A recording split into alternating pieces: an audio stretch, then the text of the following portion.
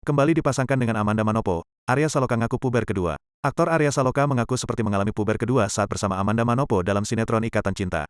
Perasaan Arya Saloka yang mengalami puber dengan Amanda Manopo tampak dalam Instagram story @arya.saloka, Senin, tanggal 12 September tahun 2022. Dalam unggahan tersebut, Arya Saloka mengaku puber saat menjadi Aldebaran, pasangan Amanda Manopo dalam sinetron Ikatan Cinta. Tak kenal maka ta'aruf, tulis Arya Saloka. Suami Putri N itu terlihat berbaring di ranjang sambil pandannya melihat ke atas.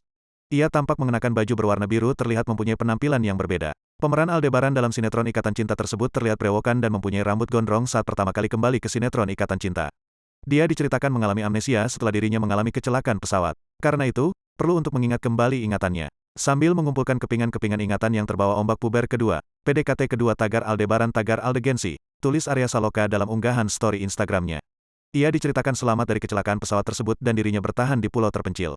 Dirinya ditemukan oleh seorang tentara dan langsung dievakuasi. Namun sayangnya separuh ingatan Arya Saloka hilang. Arya Saloka berusaha kembali memulihkan ingatannya. Amanda Manopo yang berperan sebagai istri Aldebaran membantu suaminya agar ingatan Arya Saloka bisa kembali pulih.